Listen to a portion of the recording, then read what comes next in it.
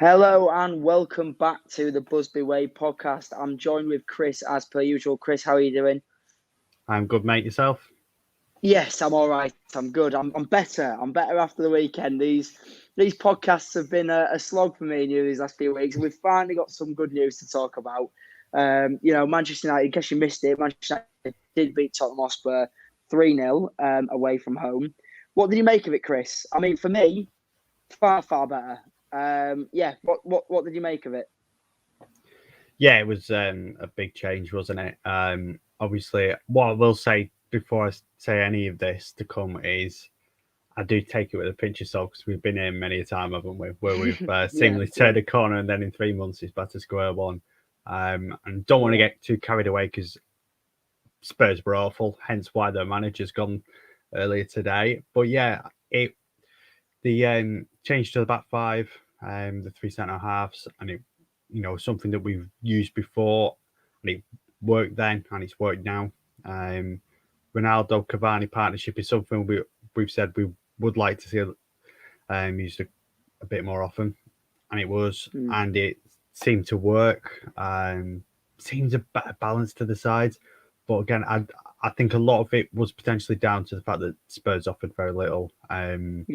In terms of a threat going towards our goal and resistance for us going their way. So, we know there still has to be a lot of improvement to take on a certain Manchester City come the weekend. But positive signs that they seem to have a plan, which we didn't have against Liverpool.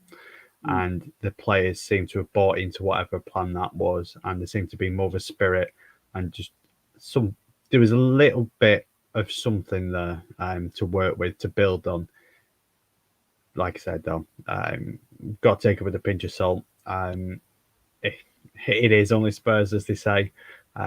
So, yeah, the proof will be in the next few weeks. Can they continue the momentum, and will he stick with that system that seemingly worked so well against Spurs?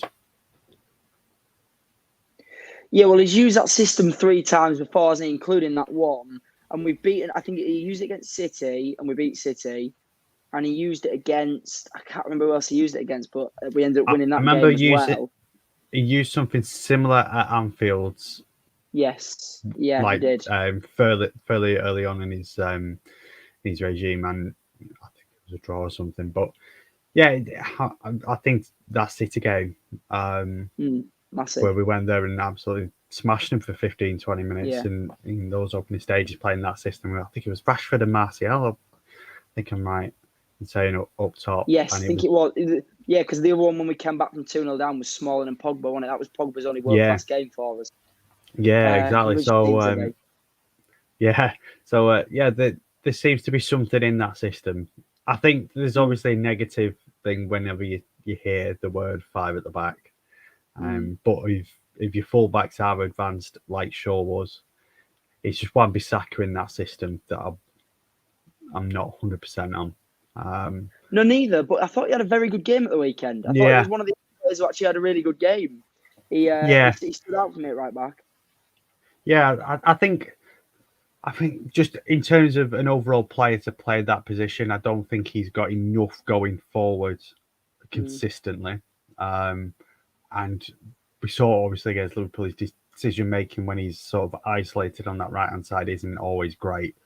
But yeah, it could be something we see developing him. If he doesn't work out, I think Dallow's tailor made for that role as an advanced wing back. So it'd be interesting to see whether Wan-Bissaka can adapt his game to playing that role, if that is what we're going to go for long term now. I agree. And I think another thing that massively helped us at the weekend was having Varane back. I think you put him in and it just massively steadies that back line, whether it's 4 or 5. And for me, I mean, like you say, the negative connotations that surround a 5 back, but at least it's a system. I knew what style of football we were playing at the weekend, and I knew how we were going to line up and how we were going to play, with your wing backs bombing forward and supplying the movement of Ronaldo and Cavani, mainly Cavani, but Ronaldo playing off him. And and I think it's the first time in a long time I've actually seen an Ole Gunnar Solskjaer have a system, his team have a system. I think that's partially the reason why we turned him over as well. And like you say, yes, Spurs were poor, but we'll talk about that now then, because obviously this morning it's a good job we have done this podcast on a Monday night, because we were supposed to do it on, we normally do it on a Sunday, and Nuno has since been sacked this morning from Tottenham Hotspur. We'll quickly talk about that, because I know it's not Man United related, but do you think he should have been given more time? Because we've seen it recently with managers been given a bit more time. Like Ole, Ole's been given nearly 3 years in the job now, and Nuno's been in 10 Premier League games he's had, which is something ridiculous like that. Do you think maybe he should have been given more time?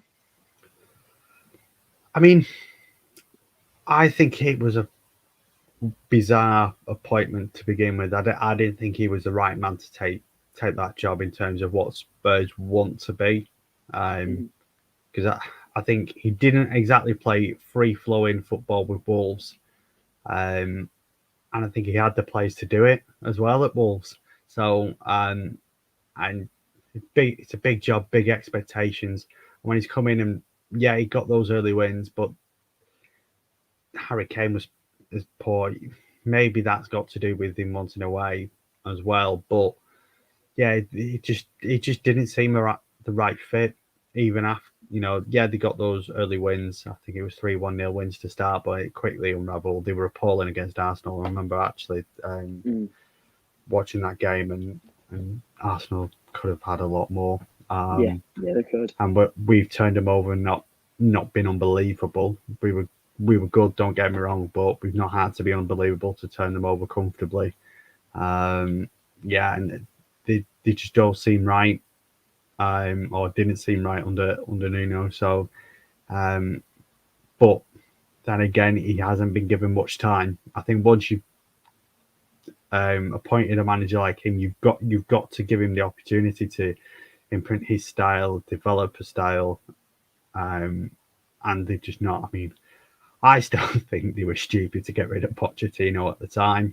It looks even more ridiculous now when Mourinho didn't work out for him. If Mourinho's not going to work out for you, who is really? Yeah. He's such. Let's say he actually did a very decent job at United at times.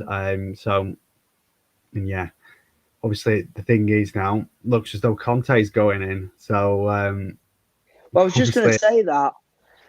Are United going to miss out on yet another manager? Because we've seen it so many times with the United managers they've been rumoured with, and they've missed. I know we've expressed our feelings towards Conte on this podcast before, but not in terms of him and his style football, with him as a United fit, would you be disappointed if he went to Spurs and United didn't get hold of him?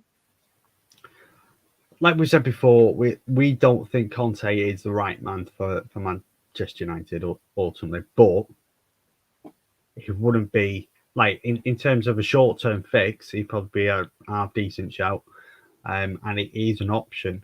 The fact that Spurs are potentially getting there's no two ways about it. Conte's an excellent manager, excellent coach, excellent football mind. It's just his style is a winning style. It's not 9 times out of 10 it's a winning style. It's just not a particularly flamboyant, entertaining style, which I think United sort of want a bit of both, don't they? Ultimately, that's why Mourinho didn't succeed in terms of the fans. Well, and Van Gaal as well, for that matter. Yeah, exactly. They had a potentially winning style if they had the right players, but it just wasn't easy on the eye. When you look at Liverpool and City now, they have a winning style that's also very, very good to watch. Chelsea have got that now. But I think Spurs, if they appoint Conte, they could get the right play out of Kane, could get the right play out of Son, but it is a could. Again, it all depends on the style he looks to impose. So it could potentially be another big name going elsewhere, and you're going, if you was to rank your Premier League managers, maybe it bumps Ollie down another place. Who knows? But it will be interesting. I don't think there's no debate in that. I think it definitely does bump Ollie down a place. Yeah, very true. I mean, it will if Spurs go and get top 4 at United's expense. under Conte, then you reflect and go, maybe we didn't make the right call here. So time would ultimately tell. Yeah, I think it would be a decent appointment by Spurs if they go down that route. So it will be interesting to see what the trajectory of the two clubs' fortunes are, depending on where Conte does end up. I mean, to be honest with you, I've got a few Spurs mates who are Spurs fans, and they say that Conte is almost like Levy's last chance, because you look at his appointments over the last few years, they've just not, like you said, they've not worked. He sacked Pochettino probably too early. Brought in Jose Mourinho, and Jose Mourinho couldn't get it going. I think he's the only club he's never won a trophy with.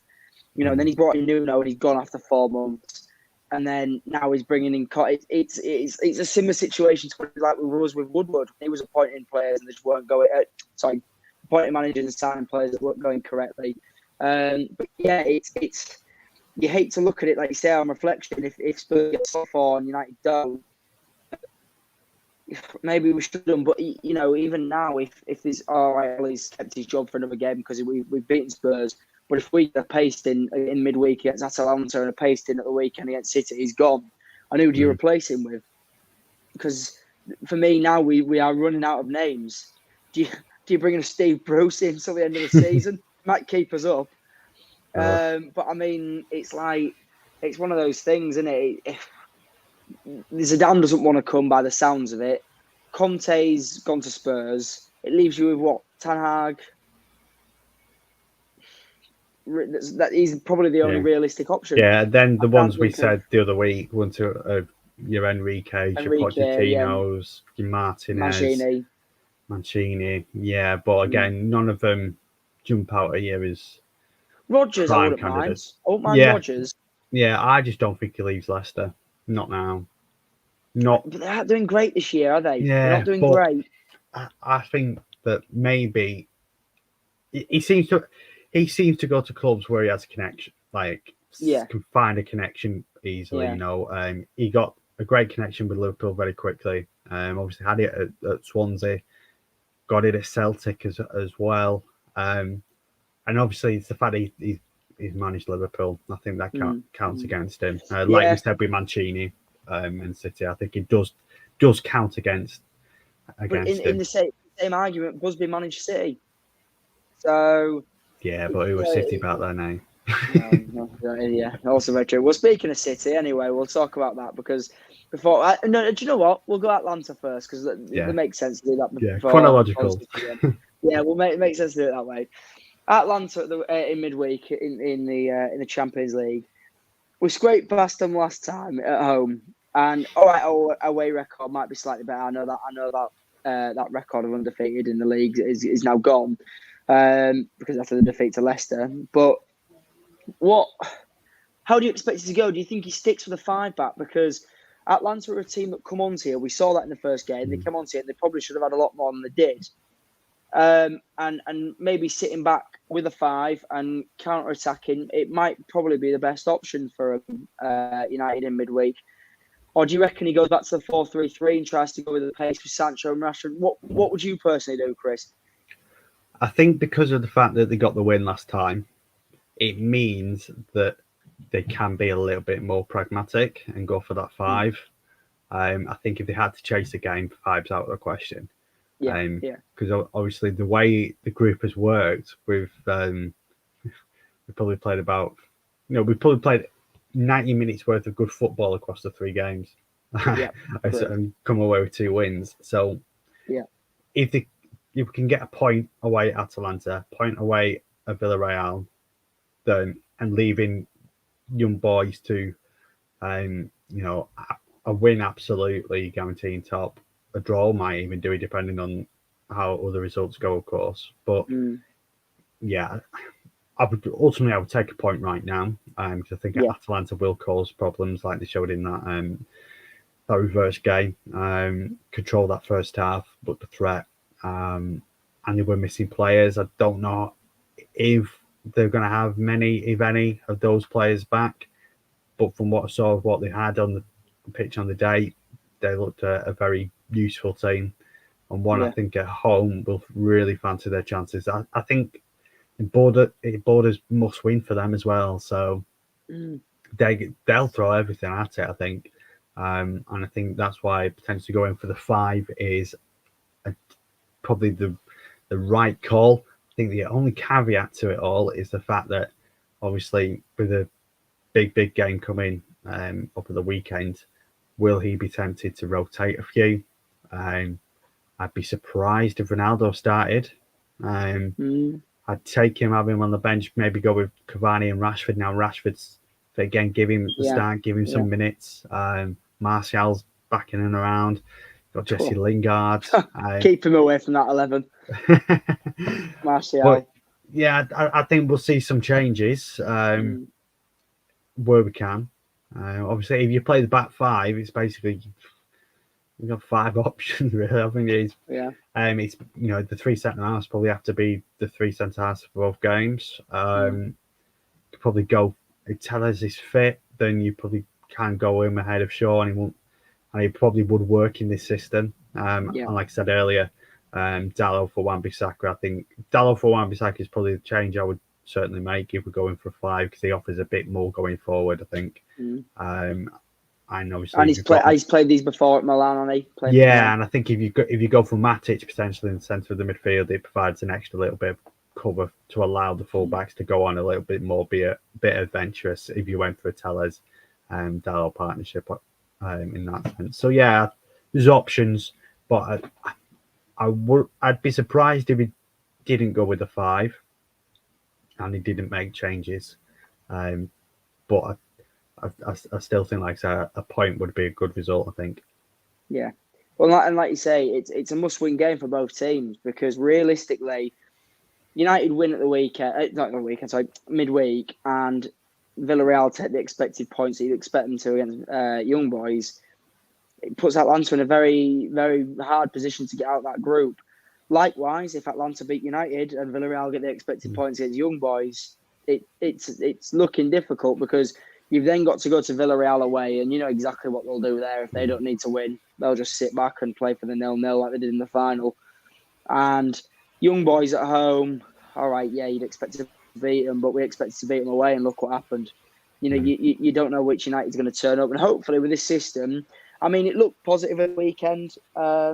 With this system going forward, you never know. You never know what it's going to go. It could just be a one-off wonder, like you say, how poor Spurs were. It could just been that, but we'll see. I think with Ronaldo, I don't know if he will rest Ronaldo. I think he'll go very similar to what he's gone. I think, like you said, the only change we might see is the full-backs. I think, the wing-backs, because, all right, it's they need to rest them, but they also need to get used to playing this system if it's what they're going to go with for the rest of the season. Yeah. And if you need to adapt to it, you need to adapt to it. Is Tuanzebe still at United, or has he gone on loan? Sorry, really he's on loan. He's at Villa. Aston Villa. Yes, he is at Villa. Yeah, he is. So I'm trying to think what other centre-back options we've got that you could go with in there, but you've got Pai, haven't you? Jones. God. Oh, don't get me started. Not on Phil Jones. Scott McTominay can play in a back 3. Yeah. Does it for Scotland. And does it well for Scotland when he goes in there. So, that is always an option in these type of games as well, where you could potentially try and be offensive from a back 5. McTominay playing on the left or the right of it, being able to step out, play the ball, could be an option. Matic could probably do similar as well. So, if they wanted to keep the system but rest the centre half, they could potentially put a midfield player in there and play that sort of role. Matic or McTominay could sit in there. But in terms of, right, I'll go worst case scenario on Chris. We lose midweek. Do we qualify? It'd be very tough. It would, wouldn't it? Very tough because, like you say, you expect Villarreal to get the win against Young Boys, and then the toughest game of the group is going there and getting the result. I mean, one thing that could throw it wide open is I think Newcastle are very keen on Unai Emery. I hope so. Yeah, so I mean that could throw it wide open if they got in before then. So yeah, that is ultimately that's the key game. I think the next 2 rounds are the key rounds for me. United have to get minimum 2 points Yeah. to give them to keep it in their hands to qualify. If they can get 4 points from these two games, I Yeah. think that's it, done and dusted. With Even if Villarreal you and threw on Atalanta to play second, each other. yeah, Yeah, even if you threw on second, yeah. I mean, thing is, we've seen it before, haven't we? I mean, where some teams have finished second in the group, and because somebody's fluked it and got first, you've yeah, avoided somebody. So, yeah, I mean, obviously we want to top the group because balance of probability means you should get the easier passage in the next round. But it's all about momentum, winning games and stuff like that. But yeah, I just think it's a must not lose game. Both these two away trips. yeah, agreed. No, I completely agree. It's just, well, again, I think Ollie's job rides on it, so we'll see. You normally turn up when Ollie's jobs ride on it. I remember I think I saw on Twitter before that Spurs game. Last time Ollie's job was in question. He had two Premier League games coming up. They were against Spurs and they were against Man City, and they won them both. Yeah. So we're beating Spurs. We've got City at the weekend. Chris, how do you think that's going to go? Dare I ask?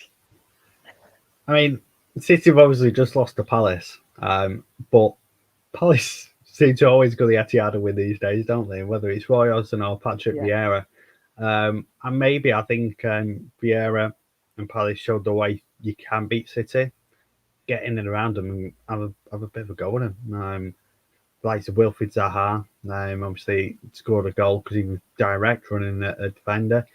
Laporte got sent off because they were in and around. They got a bit of pace to try and get in behind them. And I don't think the centre halves actually like defending pace. I don't think any centre half, to be fair, does. But obviously Laporte's going to be missing, so it's probably going to be John Stones coming, who I actually think he's rather unlucky not to be in that starting 11, given how well he performed at the Euros in particular.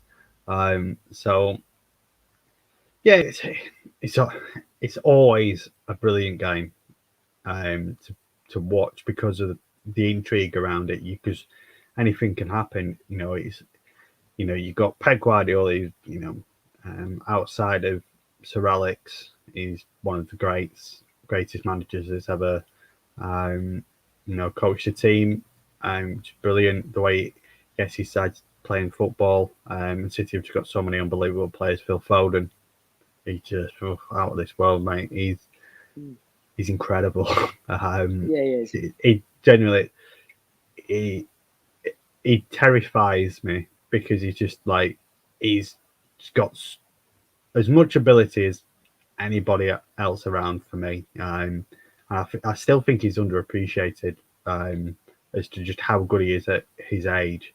And I think he's City's best player. Him and Bernardo Silva have been outstanding this season. But you can shut them two off, but they'll still have, Mahrez, De Bruyne, Sterling, whoever they want to play in those areas. Of course, yeah. Rodri's been outstanding for them in recent weeks as well. Aside from the Palace game, they've been really, really good this season for me since that early blip. Against Spurs, actually, weirdly enough. It was, first game, Yeah, and yeah, we've just got to contain them. Ultimately, we cannot approach the game how we approached the Liverpool game. Otherwise, the same thing will happen. No. We cannot press onto them because I would say their midfield is even more. In fact, there's no debate about it. The midfield Liverpool had and the midfield City are likely to have worlds apart. That midfield for City, but passionate to death. Rodri don't even need to open his eyes to play a killer ball. He's unbelievable player. And Gundogan, that sort of player, they'll pick that pass off every single time. So you can't give the opportunity to get in behind like we allowed Liverpool. Can't give the ball away in those areas. So the back five and the 3-2 system is 100% being used in that game. And I think obviously when we played them at Old Trafford just before the lockdown. That McTominay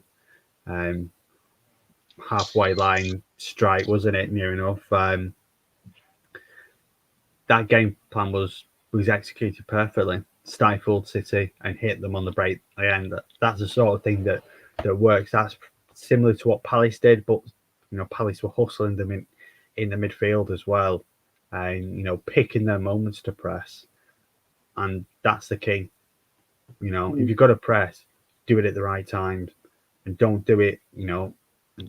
And it's not the right back doing it on the halfway line when you're trying to play a hard line. So it's that sort of thing we're after. But City are an outstanding team. As for Liverpool, we've just got to be smarter, a lot smarter. They do have vulnerabilities, like I say. Players with pace and can get in and around the centre backs, whoever they are. Obviously the two full backs like to go forwards, and Cancelo and Walker, and do leave gaps. And in transition, you can get at them. But when you go at them, you've got to be so careful you don't leave yourself exposed, because the Brighton game was a perfect example of this for City, where Rodri just gets it on the edge of his own box, intercepting a pass. 2 passes later, they've scored. They can do that so quickly. So the game is 100% going to be won and lost in the transitions. Who can be clinical in their attack and not give the ball away and leave themselves exposed. Both sides have the ability to damage the other. So we'll be interested to see tactically how well he approaches it. Like I said, I think the 5-3-2 is probably the best option. It gives you sort of that solid platform, but with that, we've got to have pace at the other end of the field, which makes me think that the Ronaldo-Cavani combination probably isn't the best one for that particular game. Maybe. That one lends itself potentially more to a Rashford, and could lend itself to a Sancho later in the game, because he might have a bit more space to occupy, because it might be the type of game he's better suited to, one that's a bit more open. Be interesting to see. Key battle is the likes of Fernandes. Can he get away from Rodri enough to be able to play the passes into the front line? So centre halves have got to be better, haven't they? if Varane's in there, I'm a lot more confident. So I think the 5-3-2 is gonna have to be the way forward, and we've got to pick our moments to press rather than just be stupid and do what we did against Liverpool. Yeah, I completely agree. I think the 5-3-2 will be used. There's no debate in that. It works against Spurs. Why won't you use it against City? We've used it against City before, and it's worked against City. But like you said, City are a complete different kettle of fish compared to what Spurs are. They are a different quality. And you mentioned as well, them coming off the back of the Palace defeat, they also lost midweek to West Ham, went out of the cup for the first time. Yeah. So they're coming off for a long time, coming to a Manchester derby. Yeah, Pep out. Get rid of him. Get rid of him. He'll be available. Well, yeah, I'm gonna say if you want, we'll take saves him moving house. I'm gonna say, stay in Manchester, can't I?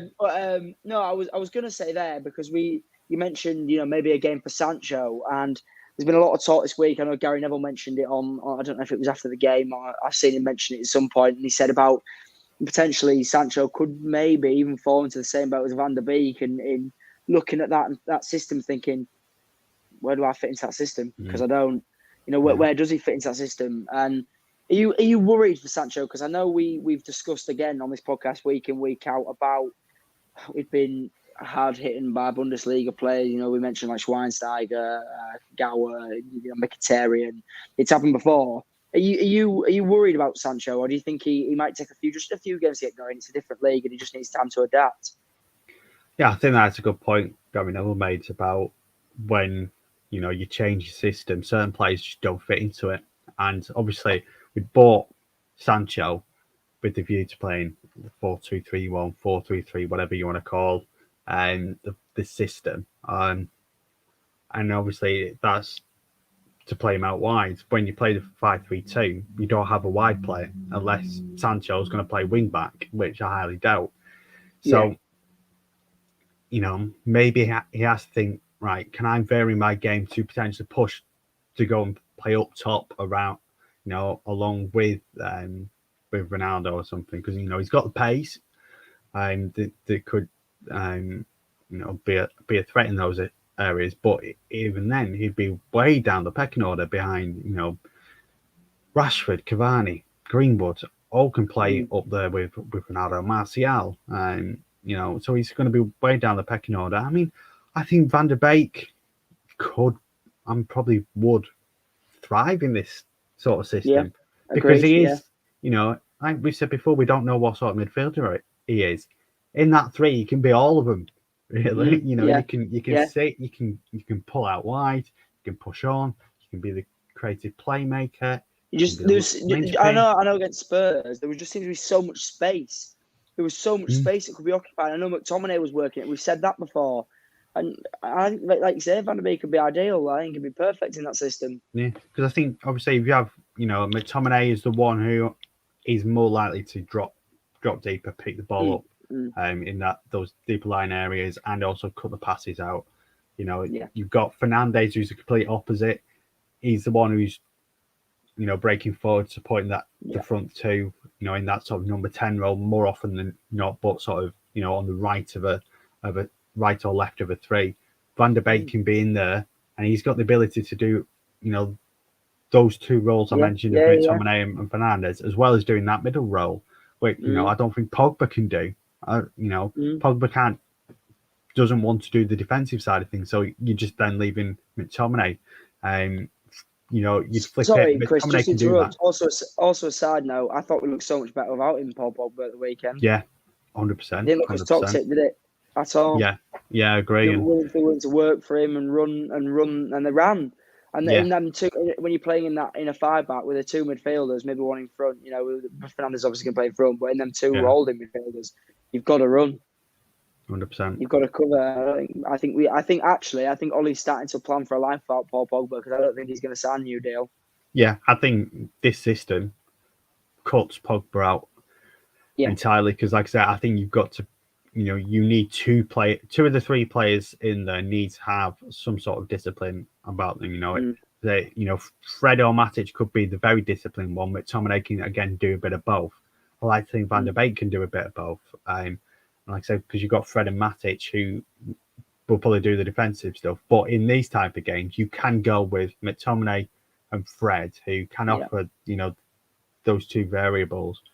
And obviously Fernandes can, be more of a number 10 with those two sitting a bit deeper. You got that flexibility, but I just don't see where Pogba would fit in there myself, because I don't think he's got the discipline and the willingness to make that work. I think you've got to run around in that system, because you don't, because you've got to go and also sort of, if you're the right and left centre midfield in that three, you've got to be willing to move out right, move out left to help out your fullback as well, because they can become isolated, and you can make those runs into the channels, make the runs further forward when Ronaldo or Cavani pulls out wide. You've got to want to run, you've got to want the ball, and to do the stuff off it as well. Pogba doesn't want to do the stuff off it, and then lately, he obviously started the season with some good assist numbers, but even now, the stuff on the ball, he doesn't seem to want to do or can do.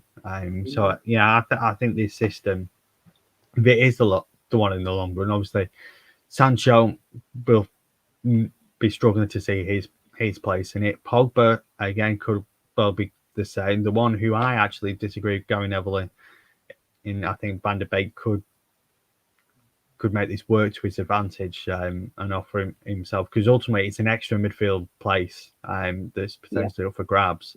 So we'll be interested to see how all three of them fare. But like I've said before, I'm not overly fussed if Pogba doesn't get back in the team right now. So nah.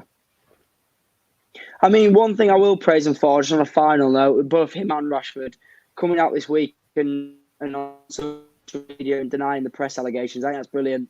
I think you need to see more of that from players, especially when the articles wrote just aren't true. I think it's a great note to end on, really. But yeah, slightly short episode today, Chris. But I feel like the topics that we cover are the topics we cover every single week.